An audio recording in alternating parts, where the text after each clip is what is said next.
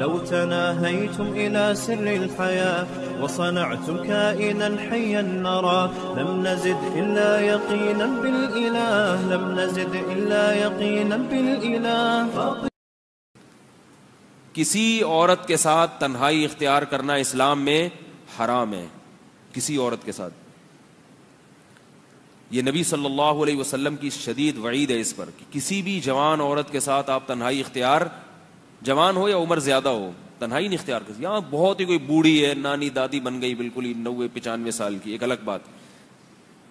جوان عورت ہو، 50-55 سال کی عورت بھی جوان ہی ہوتی ہے. آپ اس کے ساتھ تنہائی اختیار، بولو نا بھائی، نہیں کر سکتے. لفٹ میں بعض دفعہ ایسے ہوتا ہے، کہیں بلڈنگ میں آپ جا رہے ہیں، کوئی خاتون چلی گئی لفٹ کے اندر، آپ باہر آ جائیں، آپ نہ جائیں، موقع تلاش کر رہے ہوتے ہیں.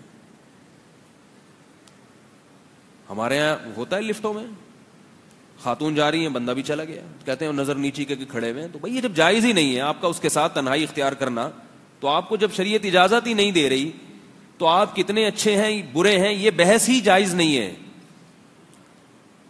میں منع کرتا تھا بعض دفعہ، ہم وہاں حج پہ گئے تو وہ لفٹ میں بعض دفعہ ایسا، وہاں تو بہت ہوتا ہے ایسے، اکیلی خاتون جا رہی ہیں تو کوئی بندہ چڑھ گیا تو میں منع کرتا، بھائی نہیں، باہر میرے ساتھ چلے جانا. اس سے کہتا تھا میرے ساتھ چلے جانا. نہیں بھائی ہم کو حج کرنے آئے ہیں، لڑکیوں کو دیکھنے تھوڑی آئے ہیں.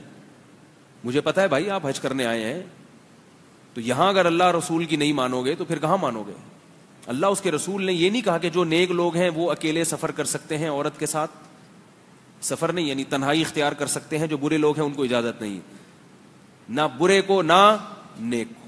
تنہائی جائز نہیں ہے. تنہائی، ہاں کسی خاتون سے بات کرنی ہو، کوئی دوسرا موجود ہو، اگر مجبوری ہو تو بے شک دوسری خاتون ہی ہو.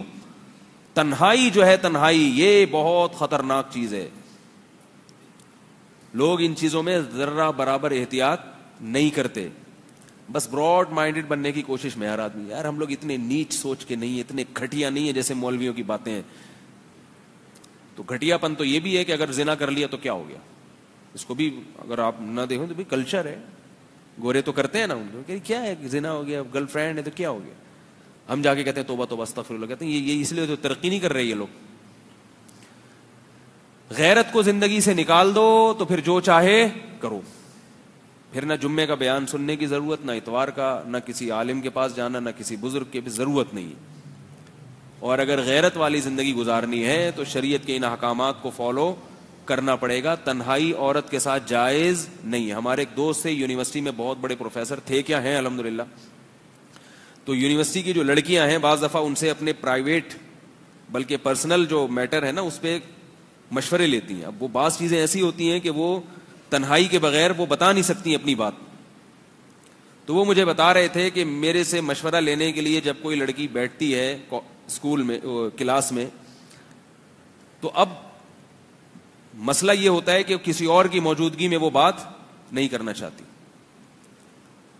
تو میں نے کہا کہ یا تو آپ اس سے موبائل پہ بات کر لیں، اور اگر یہ ممکن نہیں ہے تو کلاس کا دروازہ کھول کے رکھیں مکمل.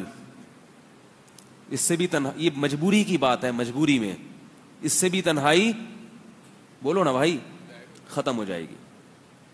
دروازہ کھلا ہے تو پھر سب آ رہے ہیں جا رہے ہیں دیکھ رہے ہیں. لیکن وہ بتا رہے تھے کہ یونیورسٹیوں میں پروفیسر اس کی احتیاط نہیں کرتے.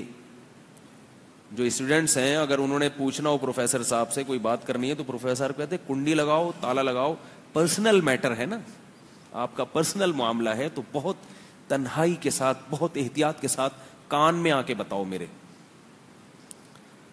حرام ہے، گناہ ہے، جواب دینا ہے اللہ کو قیامت کی.